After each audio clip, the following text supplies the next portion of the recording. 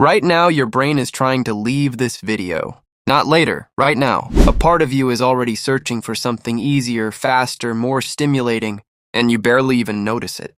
That silent impulse. That's exactly what's been stealing your focus, your discipline, and your potential every single day. Because this isn't just happening here.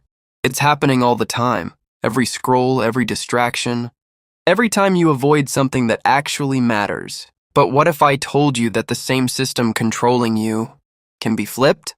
What if you could train your brain to crave effort the same way it craves scrolling? This isn't motivation. This is neuroscience. And once you understand how your brain really works, you'll finally see why willpower keeps failing you, and what actually works instead. Your brain follows one simple rule. What gives me the best return for the least energy? Every decision you make is instantly evaluated. High effort with uncertain reward, your brain resists. Low effort with guaranteed pleasure, instant approval. That's not weakness, that's survival wiring. The problem is, that same ancient brain is now living in a world designed to exploit it. Every app, every snack, every piece of content is engineered to trigger the exact pathways that give you fast pleasure with zero effort. Your brain isn't broken, it's being trained. So what's actually happening when you can't start that project or force yourself to go to the gym? There's a small group of neurons called the nucleus, accumbens, your motivation engine. It runs on dopamine. But dopamine isn't the pleasure chemical. It's the anticipation chemical. It spikes when you expect a reward, not when you get it. That's why scrolling feels so addictive. Every swipe might give you something interesting. So your brain keeps pushing you forward. But here's where it gets dangerous. Too many easy dopamine hits force your brain to adapt. This is called downregulation. Your dopamine receptors decrease, like turning down the volume on satisfaction. Now you need more stimulation just to feel the same. A book that once hooked you feels boring. A workout that once energized you feels overwhelming. You're not losing discipline, you're building tolerance. And that's exactly why people who consume the most stimulation often feel the least motivated. Your brain gets used to effortless rewards. Anything that requires focus starts to feel like punishment. The effort to reward balance is broken. Your brain now craves instant gratification, and real achievement can't compete. But here's the good news. Your brain can change. Your brain is constantly rewiring based on what you do. Every action either strengthens distraction or builds discipline. The question isn't whether your brain will change, it's in which direction. So what is a dopamine detox really? Despite the name, you're not removing dopamine. You're removing the artificial overload. Think of your brain like a brightness dial turned all the way up. Normal life now feels dim. A reset brings it back to balance. And when you remove easy stimulation, something powerful happens. Your brain becomes sensitive again.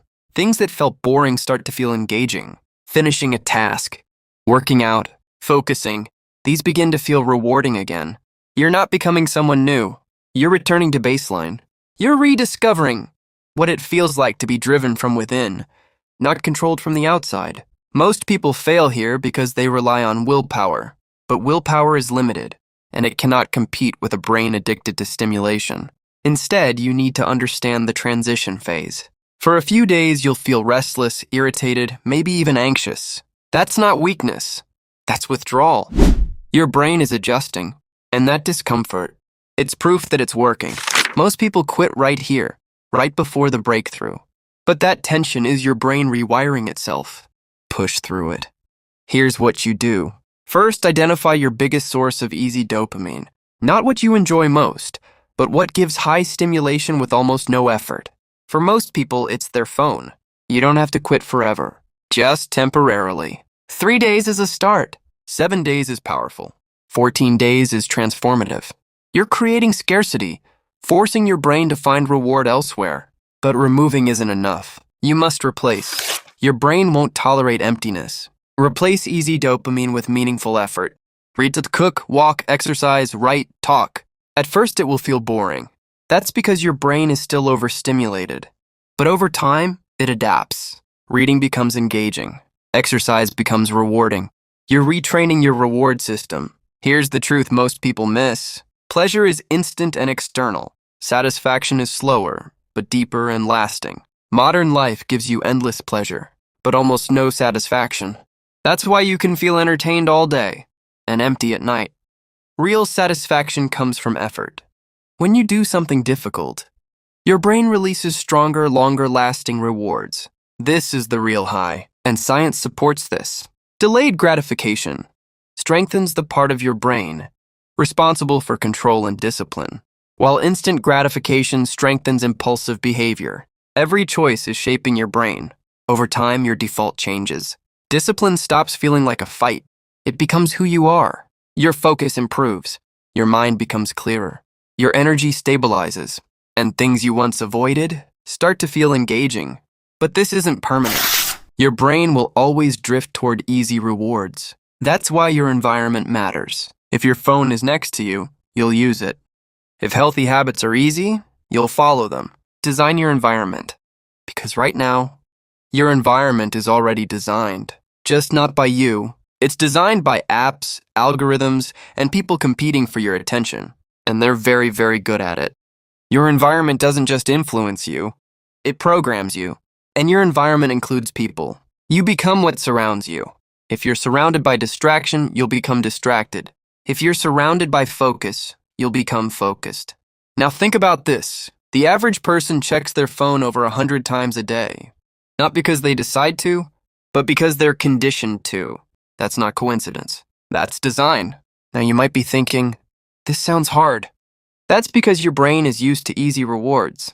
But here's what's even harder. Living your life constantly distracted, starting things you never finish, feeling busy but never fulfilled. That's harder, but on the other side, discipline feels easier than distraction. Because it leads to fulfillment, not emptiness. Right now, if you're honest, you're not fully in control. Algorithms are deciding what you see, what you think, how you spend your time. And every time you say just one more scroll, you're reinforcing that control. Real freedom is taking that control back.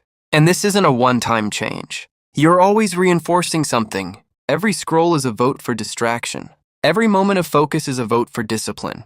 But once you reset, the right choices become easier. You begin acting from intrinsic motivation. You do things because they matter, not because they distract you. So don't just watch this and scroll away.